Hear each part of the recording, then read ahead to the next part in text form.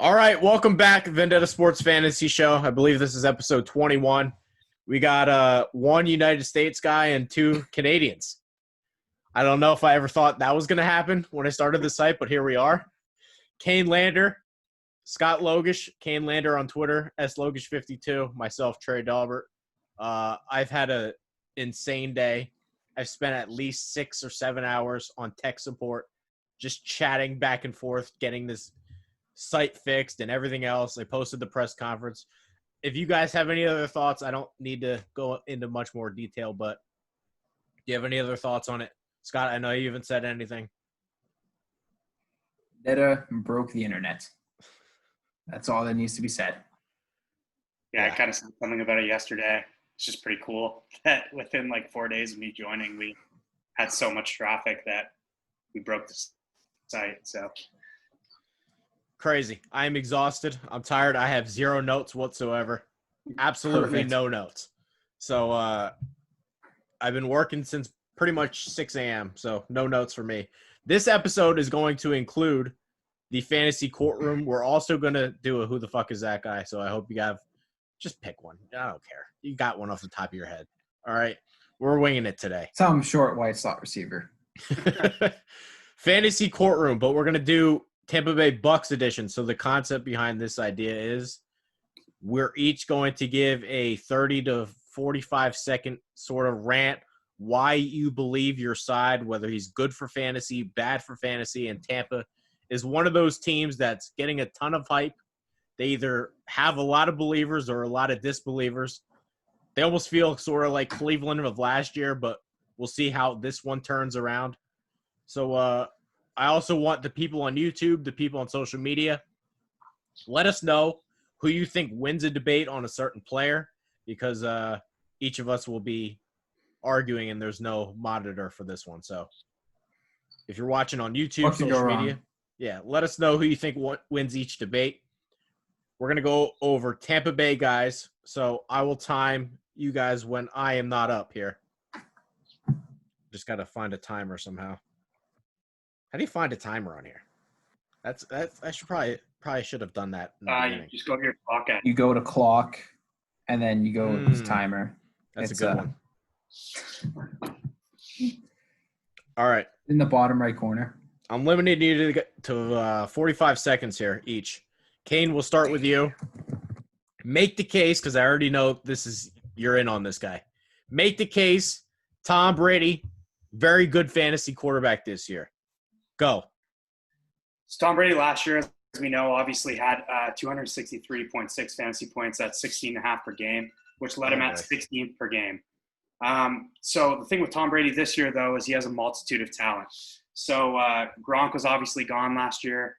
The past 2 or 3 years before that, he led the team in receiving. And his only 2 reliable targets were Julian Edelman and James White, who made up 45.5% of New England's 378 receptions. The other receivers were moving in and out of the lineup for being hurt, or they were unreliable with their hands, or their route running, or anything like that. And furthermore, other tight ends on New England did not fit the bill at all. Even so, he took the Patriots, the defense, and him both. Took the Patriots to the 2nd seed, and he was still the 7th most accurate deep passing quarterback, completing 43% of his deep throws. So with a cast like Godwin and Gronk. All right. Go ahead, finish your thought. With a cast like Gronk, Godwin, Evans, Brait, O.J. Howard, Keyshawn Vaughn, Ronald Jones, and a pretty good offensive line, a much improved offensive line, I think that he'll have way more weapons to work with this year, so it follows that he will have a better year fantasy-wise. All right. Scott, let me reset the timer here. You're officially on the clock starting now. Here's your issue with Brady. Last year in Tampa Bay, first year with Arians, Jameis Winston took 47 sacks. Tom Brady has taken 48 in the past 2 years combined. Tampa Bay's offensive line has not gotten better over this offseason. It's not so much about Brady, it's about the cast around him in terms of the trenches, because you need protection and time to be able to throw the deep ball. We all know Brady can't extend plays himself. He needs that offensive line to protect him. You can talk about pocket movement, but that's only going to do so much when you're trying to hit a 40-yard. All right. He didn't need the 45 seconds. Somebody got to time me now. Okay. What, you Right. want 45 seconds? Yeah. All right. 3, 2, 1, go. Here's the thing about Tampa. Tom Brady can't be Jameis Winston. Therefore, he is overvalued in fantasy. Tom Brady is not throwing for 5,000 yards. He barely threw for 4,000 last year. Tom Brady's not throwing for 30 touchdowns this year. Jameis Winston did. We have to recognize Jameis Winston as a top 5 fantasy quarterback. He's not a top 5 NFL quarterback, but he's a top 5 fantasy quarterback. Tom Brady at the age of 43 is not replicating that.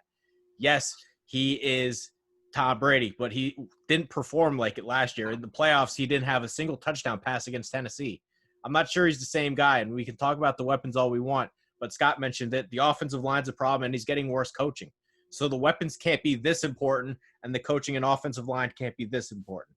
So I don't see Brady being a super high fantasy quarterback this year.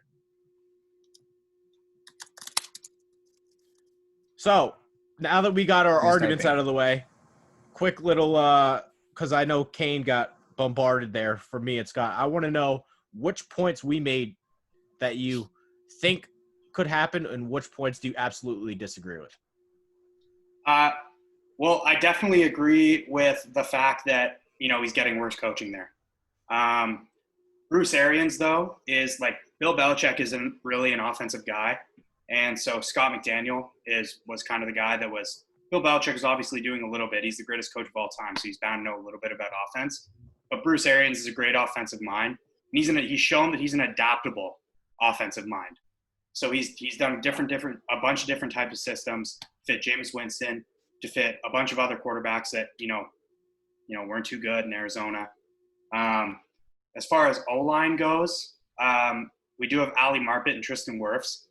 They drafted, obviously, a right tackle or left tackle. I don't know what he's going to be playing yet, out of Iowa in the first round. And the thing about the offensive line is Tom Brady has shown that he can play with bad offensive lines. The offensive line in New England was terrible last year. David Andrews got hurt. Isaiah Wynn got hurt. They were shuffling guys in around the whole time. And we could see visibly that the O-line in New England wasn't as bad yet last year, or wasn't as good last year. It was mostly left tackle. Left tackle was brutal. Yeah, well, exactly. So, the sack numbers might be misleading for Tom Brady, just because when you look at what they ran in New England, it's not a lot of, 5-step drops and you're making 3 reads and you're throwing the ball. A lot of stuff is checkdowns, it's short passes, it's stuff like that. And so I think that with Bruce Arians being so adaptable, I think Tom Brady will be able to flourish in whatever system Bruce Arians makes for him. Really, all they have to do is have guys that, with Tom Brady, realistically, all they need is guys that can block for a second and a half, and then the ball's going to be out anyway. So I think that overall he's going to have worse coaching, but offensively I believe he'll have better coaching. And I believe that they have a better offensive line in Tampa right now than New England had last year. So with that offensive line, it stands to reason that even though he had a bad offensive line last year in New England, he still was the 7th most accurate deep quarterback. As I said, he had great accuracy on deep throws. He was able to complete those deep throws and have time to complete those big throws with a bad quarterback with a bad offensive line. Yeah, my whole point with this has been Brady is being viewed as a very good fantasy quarterback this year, and it doesn't matter if he plays better or worse than Jameis Winston. He averaged 6 yards an attempt last year. Jameis Winston made a lot of mistakes, but what made him valuable for fantasy is the fact that he's saying, fuck it, I don't care, I'll throw it deep. Brady's not going to do that. We've seen over the how many years that, here you go, James White, take this and do something with it. I don't see him dropping back 40 times a game like Winston, getting in these shootouts, throwing 40-yard bombs all day. And that's not really ever the guy he's been. Exactly. But the problem is, and to be honest with you, I don't think last year is really indicative of what he can do fantasy-wise. Like I said, for all those reasons, like New England's offense, make no mistake, they were terrible last year. They were, if their offense was even half as bad as they were, they probably would have won the Super Bowl with that defense. So, they had problems everywhere. They had problems, like I said, on the O-line. Sony Michel wasn't quite getting it done. They thought they were going to have some more reliable targets, but N'Keal Harry didn't really pan out. They thought tight ends were going to step up. They didn't really pan out either. That's why they drafted 2 tight ends this year. And I think that you're going to see a huge uptake in Tom Brady's production this year. That being said, though, he's never really been a huge fantasy quarterback. But I think if he was going to become a huge fantasy quarterback, this is the year to do it, just given the weapons he has. This is like 2008 Patriots level stuff in terms of the weapons he has. And I'm not saying anybody on the Tampa Bay Buccaneers offense is as good as Randy Moss, because that's not true. But in terms of going from something from a non-ideal situation to a situation where it's like, okay, I have so many weapons, I don't even know who I'm going to throw to. I think that's, obviously what Tom Brady wants. Make it as easy as possible on him at 43 years old. Scott, you have any closing thoughts before we move on? More so to your point of saying they need to block for 1.5 seconds and Brady's going to throw the ball. That's not enough time for a deep pattern to become available. That's enough for the short game. That's enough for checkdowns, but that's not enough for a deep pattern to be thrown to Mike Evans or Chris Godwin. Right, but I mean, just what I'm saying is that usually I'd say probably at least like 75% of passes that Tom Brady throws, if you watch New England's tape, it's all short stuff. That's where he catches flack, right? That's where the room is for people to argue that he's not the greatest quarterback of all time. It's because, Tom Brady only throws slants. Tom Brady only throws drags. Tom Brady only throws screens. This and that and the other thing. But at the end of the day, it worked for him in New England, and it's what won them 6 Super Bowls. So I'm not saying that they're always only going to have to block for 1.5 seconds, but I'm saying that the vast majority of the time with Tom Brady, that's what you're going to get done best anyway. I understand that, but then, okay. Go ahead. Can I just say one more thing? I understand that, but he's never been a prevalent fantasy quarterback in New England because of the fact that, like you said, or just spewing numbers out there, 75% of the time he's throwing short stuff. And I get that. That means he's a great quarterback, taking what he can get, but that's not necessarily going to equal to a great fantasy quarterback. All right, we will move on here. So this time, I'm sure Cayne is a big fan of these two guys too. So we're going to have Scott debate Cayne on Mike Evans, and then I'll debate Cayne on Chris Godwin. Okay. So Sure. let's start with Scott here. You guys are going to have to forgive me. Wait, what'd you say? Sorry, you guys are going to have to forgive me here because my plans, my notes here are for Mike Evans and Godwin as a pair, but I'll try to split it up as much as possible. How about this? You go in the middle then, and then I'll go third. Okay. All right. Okay, that works. Scott, are you ready? Yep. 3, 2, 1. Here's the thing as to why Mike Evans was such a great fantasy wide receiver. It was a combination of the fact that Jameis Winston was constantly throwing interceptions, meaning that the Bucs were trailing, meaning that it's time to air it out. Also, Jameis Winston is very much like a gunslinger. He's going to throw balls that Brady won't. He's going to throw balls into places where Brady's going to say that guy's not open, with Jameis Winston saying, fuck it, it's Mike Evans. I don't see Brady being able to do that. I also don't see Brady throwing the same amount of interceptions as Winston, meaning the Bucs will not be trailing as often as they did last year. As a result of this, Mike Evans is not going to get the same amount of opportunities he had last year. All right. So Mike Evans, we'll start with him. My argument to that would just be less interceptions, just like logically means more snaps. And I think that Bruce Arians is obviously going to transition into, a different game plan, do more of the New England style, dink and dunk, move the ball with precision, that kind of offense, which you're right. Obviously, Mike Evans makes his money on deep routes. But Mike Evans also makes his money in the red zone, which is, I think, where he'll shine this year. Because it's going to be really, really hard for defenses to cover everybody on that field.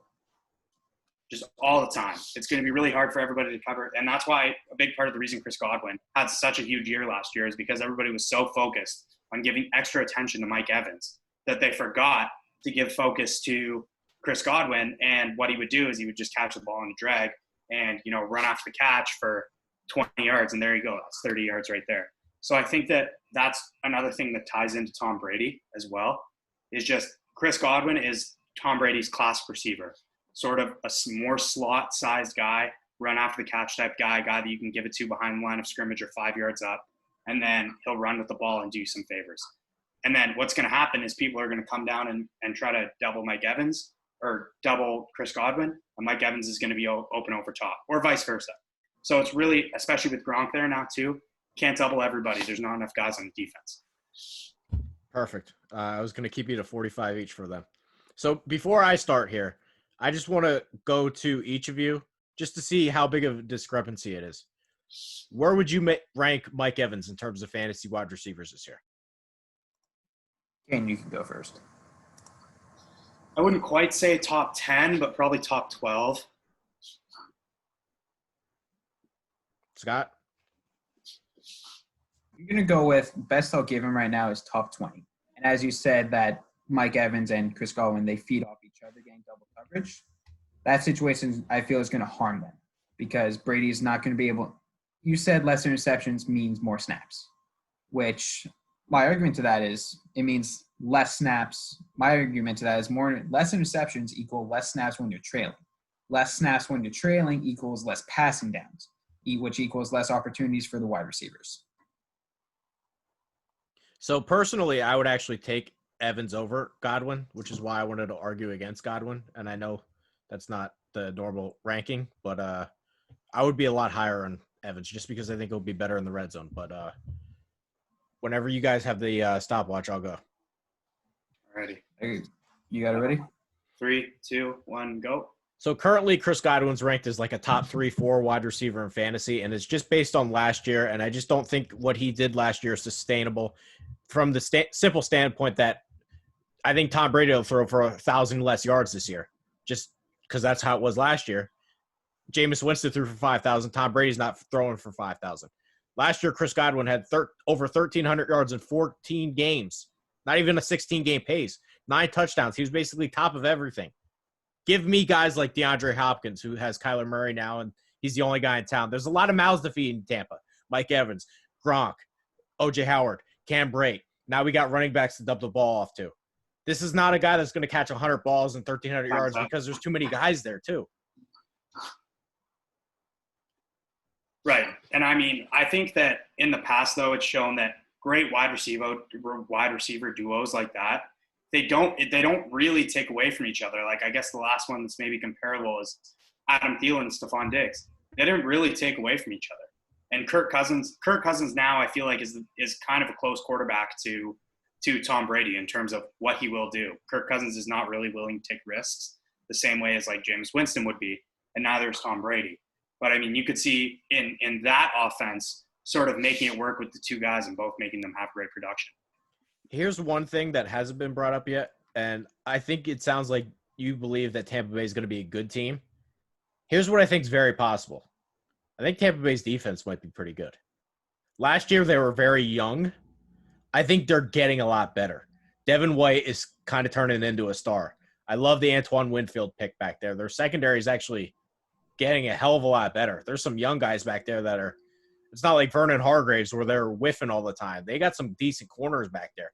Vita Vea was the number one rushing – like Tampa Bay was the number one team at stopping the run last year. Vita Vea is fucking good. They got some dudes. Shaq Barrett had 17 sacks last year. Didn't he have 20? Something like that. Yeah, their defense could number one in the league.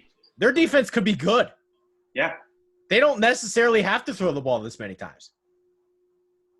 I mean, that's all fine and good in theory, but I mean, I'm not sure. We're going to find out how good their defense is. Right. And I definitely agree that their defense is going to be good, but I think their offense is also going to be good, which is why I think Tampa Bay, I mean, it won't necessarily be like a shock to everybody, but I think everybody kind of has them pinned at around like 10-6 kind of range. I think they're going to be way better than that. I think they're going to win that division, and I think they're going to honestly go have a deep playoff run, if not making it to the Super Bowl. And that's part of that is my Tom Brady bias coming through, because obviously New England Patriots fan, even though he's, you know, a big trader now, I love Tom Brady. And I think that if I've learned anything from watching the New England Patriots and Tom Brady for the past however many years, it's that you never bet against that guy, because it'll leave you on your – if you bet against him, it'll leave you on your ass more often than not. Here's what I'll ask you, because I've seen Chris Godwin ranked as a top 3, top 4, top 5 wide receiver. I'm not taking him over Devontae Adams, DeAndre Hopkins, Julio Jones, guys who are number 1 wide receivers on their own team, and it's not close. Right. Where would you rank Godwin in terms of fantasy? Because I haven't seen one ranking system out there where he's below 5. Well, I wouldn't rank him that high for sure. There's definitely 5 receivers I would take over him for sure. Just off the top of my head, like Devontae Adams, DeAndre Hopkins, Michael Thomas. Michael Thomas, definitely, especially for PPR leagues. I wouldn't take Mike Evans over him, to be honest with you, for fantasy. In terms of like how good they actually are, I definitely think Mike Evans is better than Chris Godwin. But I would take Julio over him. I would take trying to think of guys that are I would take Hopkins. I would take probably Tyreek Hill on that team. So I mean, tons of guys. I can't really do it off the top of my head, but tons of guys that I would take over him, and I don't think I would take him even really in the first round in like a 12-man. Would you say 1,300 yards is doable? I don't think that's sustainable. Those are I don't either. Those are pretty stellar numbers, and that 1,300 yards receiving doesn't happen very often. Scott, anything? No, you guys covered all of it. With Mike Evans and Chris Godwin, I wouldn't say I'm high on them, but I'm also not low on them either. Like, I think they're both going to be 1,000-yard receivers. How much more over that? I don't know. But I think they're both going to be great this year, and I think that offense is going to be great in general. All right, so I guess I should ask you this. Scott, where do you land on Ronald Jones here? Just quick. Arians said he's the number 1 guy. Quick. Do you like him or you don't like him? No, I don't like him. Okay, so we'll start with you here. I'm going to be the Lone Ranger and say I like him. So, Scott, 3, 2, 1, go. Here's the thing with Ronald Jones, and it's that you can say all you want in training camp, like, oh, this guy's going to be the guy. We'll see what happens. Like, it's one of those things where we'll see what happens, and I get that Tampa Bay, I feel that with lesser interceptions, there's going to be more running downs. But I just don't trust Ronald Jones to be able to necessarily do it. You can go look at last year. He had 724 yards and 6 touchdowns off 172 carries.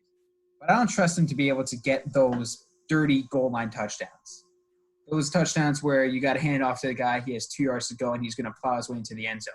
Because he's barely 208 pounds. Like, I don't trust that to be a power back. I don't trust him to get those touchdowns All right?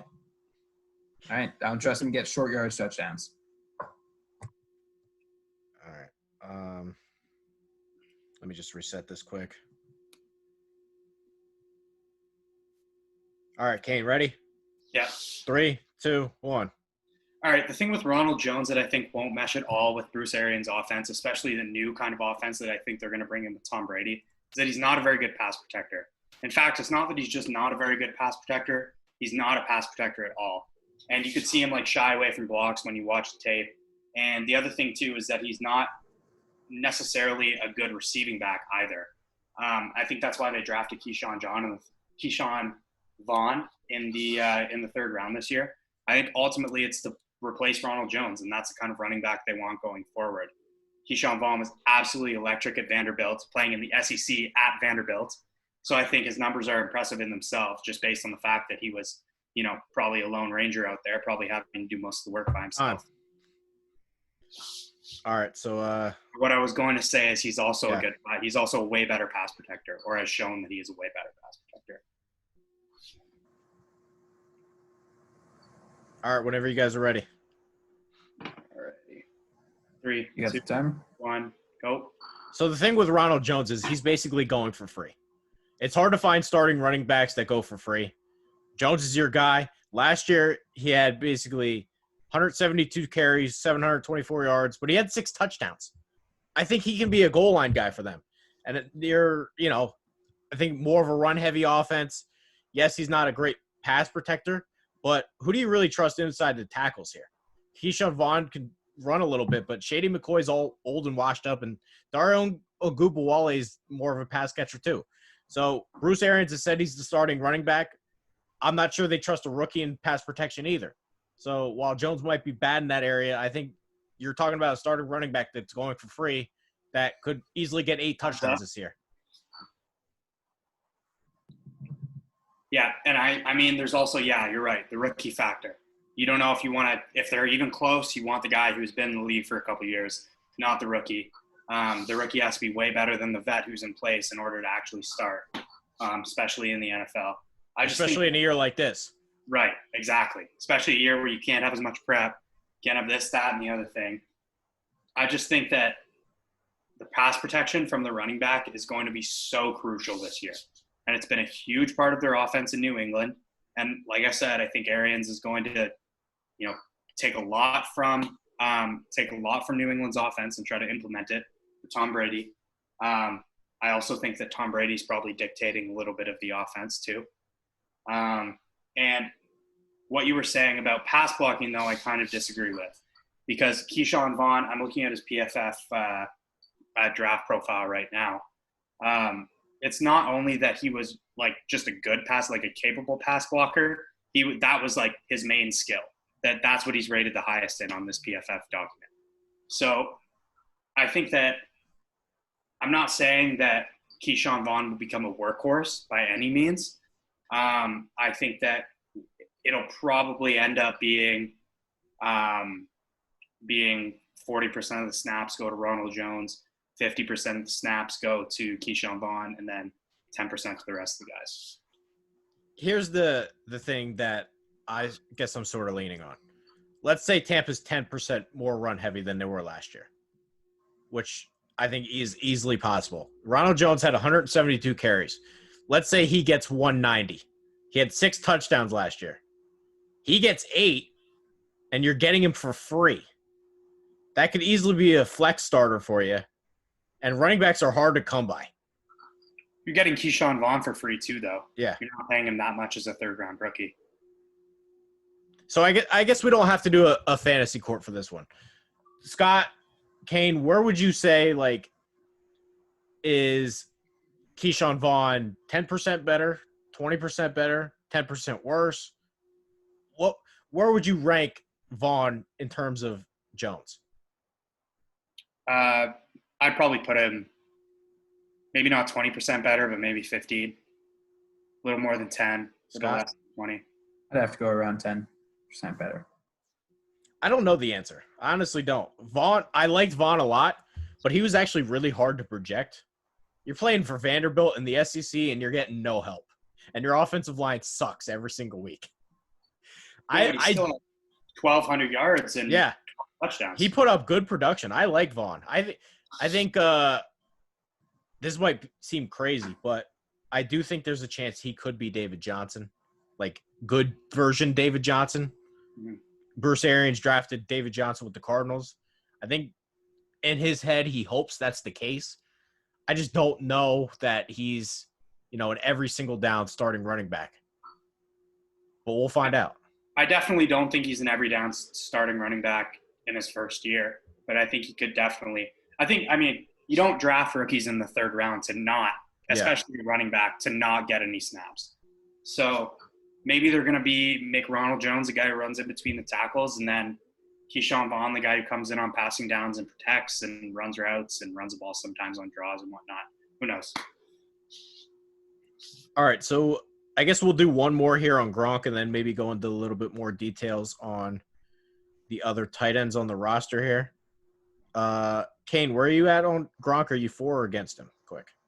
I hope he's good. I want him to be good, obviously, as a New England fan. And obviously like Gronk. I just think that with a guy that's been so injured all the time, his whole career pretty much, and a guy that is a well-known partier being out of the NFL for 2 years. I'm not saying that he's not focused because, he's obviously always been a well-known partier, and he got to that point that he was where he was the best tight end in the league for a couple of years. But 2 years off with no football, Gronk's probably, going down to Miami every weekend and partying it up there and not thinking about football too much. So I really think him joining the Tampa Bay Buccaneers was probably just a buddy decision, like, oh, Tom's going there, so I'm going to go there and it's going to be great. And I just think it's one of those things that isn't really going to pan out. Yeah, I don't so think he has as much wiggle room as people think too, because Howard and Braid are both very good tight ends as well. I don't think we need to do a fantasy court for this one here because it sounds like we're pretty much in the same boat here. Scott, what are your thoughts here on Gronk? I don't trust him to be healthy. We can talk about him taking a year off, but that doesn't necessarily mean he's going to be back to the Gronk of old. 2 or 1. He played in 2018, right? He played 2018. Oh, yeah. So it's 1 year off. I just don't trust him because I don't think he's played a full 16-game season since 2014. I'd have to go back and check. Right. Since 2011. Oh. Since 2011. He hasn't played a full 16-game season. Well, point proven. Fantasy court over. Here's the other thing. Name the productive tight end for fantasy with Bruce Arians. His offense just doesn't feature him. No. They might this year, though. Like I said, I mean, just in the interest of logical consistency, and I keep saying that, they're going to do sort of what New England does on offense there. Bruce Arians is going to adapt to it. And a big part of New England's offense was the tight ends. And obviously, he's not just adapting that offense for Tom Brady. He's obviously adapting it for Gronk, too, a little bit. So here's that kind of tight end talent in one tight end room and then not use your tight ends. I don't know. Here's the other thing. Gronk's like a really good run blocker. How he could easily, play 30 snaps and just block and not do anything else. Yeah. I'm going to bring up the point on that run blocking. Taking a year off from the NFL and run blocking in general because he's not practicing that. Like in his year off, there's no way he's practicing that. There's no way he's practicing blocking technique. And we've seen he's lost a lot of weight. Now, pictures we've seen from earlier on in 2019, he's going to definitely have put on more weight than that. But you need the size to be able to take on edge defenders in the NFL. All right. It's that time of the week. Who the fuck is that guy? Who the fuck is that guy? Guy you never heard of. Guy you will never draft. Somehow, some way, he will win you your fantasy league. Scott, do you have a pick for this week? I can get it in a minute. Cayne, do you have a pick for this week? I'll get it in a minute. The thing is, we've done so many before that we're running out of people. We have done so many. We've done fucking. I mean, I have a guy that is a little less low key than my last guy was, but let's hear it. Jacob Eason. Pretty much everybody's heard of Jacob Eason, I feel like, because he was really good at Georgia and then he was okay at Washington, but nobody will draft him. He's a rookie. He's owned in my league. Oh, really? Yeah. Wow. No, it's an auction league. I just think that this year, Jacob Eason's draft value was way lower than I think his actual value is. I think he can definitely translate well into the NFL. And I think that Phillip Rivers he has had some injury issues in the past, not really, but I think that Phillip Rivers most likely gets hurt and Jacob Eason probably starts a couple games this year. So maybe just seeing what he can do, rolling the dice on him. I wrote this in my draft notes this year. I think Jacob Eason is better than Justin Herbert and Jordan Love. I wrote that too, actually. Interesting. The exact same thing. I'm not high on Love at all. I'm a little bit higher on Justin Herbert. But I think Jacob Eason, I watched Jacob Eason when he was at Georgia, and people thought he was going to be a Heisman contender in a couple of years. Yeah. And then things happen. He loses his spot. He gets hurt, loses his spot to Jake Fromm. And he was at Washington, and that team wasn't as good as Washington's been in the past. But, I mean, he still did pretty well. I mean, 23 touchdowns, 8 picks, 3,000 yards. He absolutely outplayed Herbert when they were on the field together. Absolutely. Absolutely. And that's part of the reason why I wrote he was better than Herbert. Scott, do you have a pick for this week? Yes, I do have a pick for this week. Gabriel Davis. Buffalo Bills, Central Florida. Yes, UCF. Yeah. Yeah, look, I can't keep pulling out Buddy Howells. All right. that was a good one because that was a good one. Determined he did not exist. Anyway, I wouldn't we're when we're looking at Gabriel Davis, the Buffalo Bills, they have Diggs, Brown, Beasley, and then who else? John Brown. I said that. Well, I was just, they have him. I said Diggs, Brown, Beasley, who else? Gabriel Davis, rookie out of this year, 6'2", 210 pounds. He can be that red zone threat. And he's improved throughout his college career. Last year, he had 72 catches, 1,241 yards, and 12 touchdowns at UCF. He can step in, be a red zone target, and he has okay speed. He ran a 4.54 at the combine. So he can have viable production for the Bills, whether it be as an outside threat between the 20s or even just as a red zone threat, because Josh Allen, he's got a strong arm. And if you give him a guy who can win a couple jump balls, that's going to help him a lot, and he's going to look to him. Yeah, I had this in one of my notes too. There's something to be said for guys that just win deep balls. They're not necessarily the fastest or the biggest, but at Central Florida, all his yards per catch numbers were outrageous. I'm actually gonna disagree with you real quick, just because the Bills' offense isn't super high volume passing wise. And if you look at their receiving stats last year, obviously John Brown. Wait, so you're disagreeing with me or him? Disagreeing with who the fuck is that guy? I'm disagreeing about Gabriel Davis actually being able to play. I was like, what did I say? sorry. No, so John Brown had 115 catches for 1,060 yards last year. And the next was Cole Beasley with 778 yards last year. And then after that, everybody's well under 400 yards. We have a 388, 254. I just don't think there's enough room, especially with Stephon Diggs there. I think when you watch Josh Allen play, he likes his guys. He doesn't really love to spread it around that much. Maybe he will. He's getting older, and he's getting better every single year he plays. But I just think that's not really a high volume enough offense passing-wise to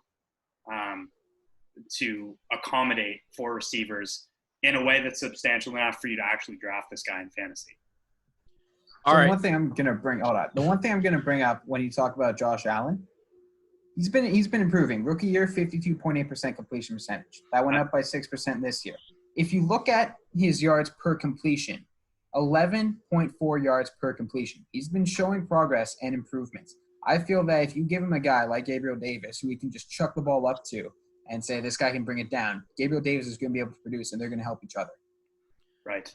All right. We're running out of time here on this Zoom call, so I'll go quick. I'm going to stay with the Bucs here. Tyler Johnson. I think there's a chance Tyler Johnson wins the slot job. 4th-round pick out of Minnesota. Rashad Bateman was the primary guy at Minnesota, but Tyler Johnson's pretty damn good. I think he's a really good route runner. Just keep an eye on that.